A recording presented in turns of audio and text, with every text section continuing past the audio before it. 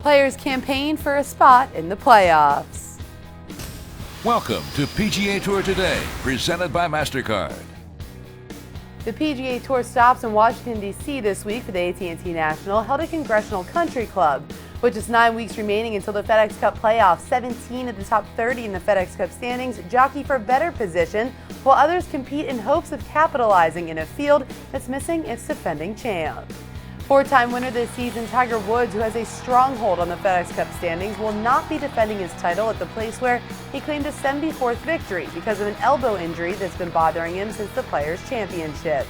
But Woods is far from the only draw when it comes to this event. Masters champion Adam Scott will be looking for his second win of the season, along with 10 other champions from 2013.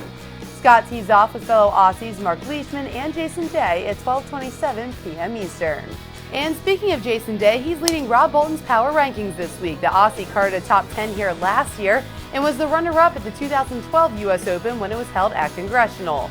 Next is Brandt Snedeker, who has carded 6 top 10s and a win so far in 2013.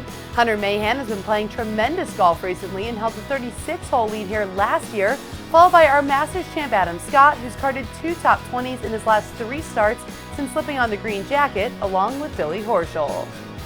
Now, if you recall last year, storms blew through Bethesda, Maryland, creating unsafe conditions for spectators on Saturday, forcing the PGA Tour to do something that's never been done, close off competition play to fans. Well, this year, conditions are different. For more on that, let's start off to Fred Albers of SiriusXM PGA Tour Radio. Amanda, that storm you referred to took out more than 300 trees here at Congressional, but look around. There are still plenty of trees on this golf course. In fact, Congressional is so heavily forested that even losing 300 trees has not really affected play, with a couple exceptions.